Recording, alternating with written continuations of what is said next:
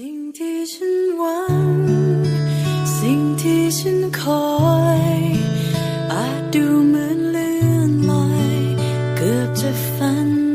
ไปมองหาคนหนึ่งที่ไม่รู้เป็นใคร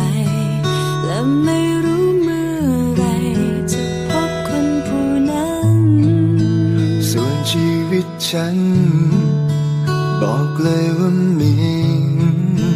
เจอคนที่แสนดีอยู่ทุกวันเพียงแค่ไม่มีใครที่จะฝันตรงกันแต่ว่าฉันมั่นใจจะพบในไม่ช้าอาจบางทีในเมืองกว้างใหญ่หมอกและควันช่วยกันพรางตามีขอบรั้วขอบกำแพงสร้างมาตึกระฟ้าคอยบังเราอยู่แต่เราก็หากันจนเจอมันนานแค่ไหนที่คอยเธอมารู้สึกไหมว่าชีวิตคุ้มค่าเมื่อมีใครสักคนข้างกายเกิดมาเพื่อหาใคร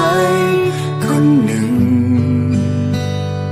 เป็นคนที่ฟ้าสร้างมาตรงใจเราต่างรู้โลกมันแสนกว้างใหญ่แต่มันคงไม่ยากเกินไปที่ฉันจะพบเธออาจมีสักครั้งที่เราสองคน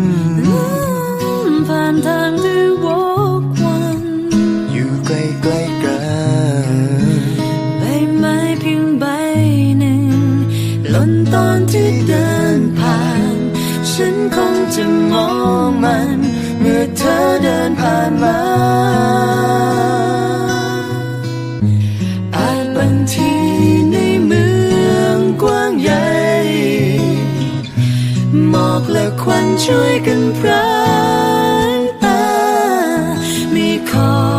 บรั้วขอบกำแพงสร้างมาตึกระฟ้าคอยบังเราอยู่แต่เราก็หากันจนเจอมันนานแค่ไหนที่คอยเธอมารู้สึกไหมว่าชีวิ